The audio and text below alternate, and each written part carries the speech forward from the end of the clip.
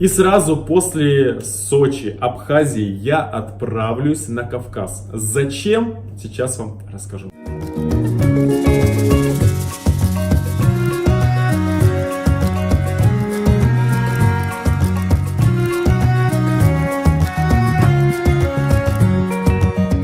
После побережья Краснодарского края я сразу отправлюсь на Кавказ, а именно в Ингушетию. Меня снова пригласили друзья. Также оттуда я съезжу в Чеченскую Республику. Очень хочу посмотреть фонтаны и вечерний Грозный. И побываю в Осетии, а именно в городе Владикавказ, а также, возможно, заеду в Беслан.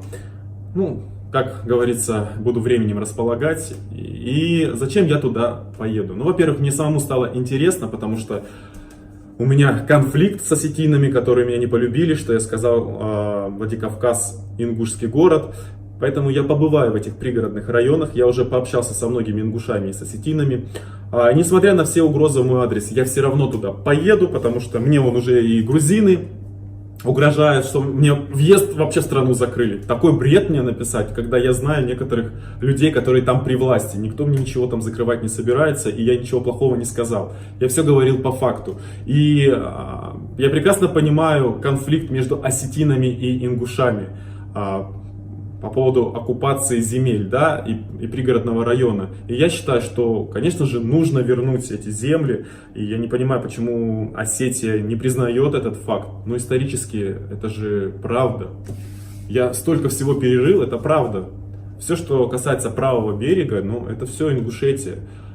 Это такой маленький клочок земли, из-за которого такой большой скандал. Вот почему мир вот не может восторжествовать? Вот почему нельзя взять и отдать этот маленький клочок, и все, конфликт будет исчерпан, и между вами будет мир, и все будет хорошо. Зачем все это раздувать?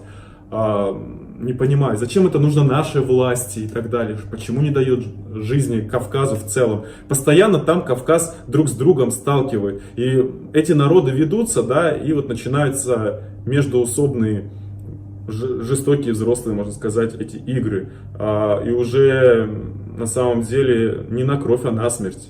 Я хочу, чтобы там был мир, наконец-то, потому что там реально хорошие, добрые люди, очень отзывчивые. Да, кстати, когда я поеду в Владикавказ, я попробую эти осетинские пироги. Надеюсь, вы меня там ими не отравите, поэтому... Но мне бояться нечего, несмотря на все эти угрозы, и терять мне нечего. Ну, плюс, конечно же, я туда не поеду один, как сейчас многие обрадовались, думают, меня там поймать где-нибудь и так далее.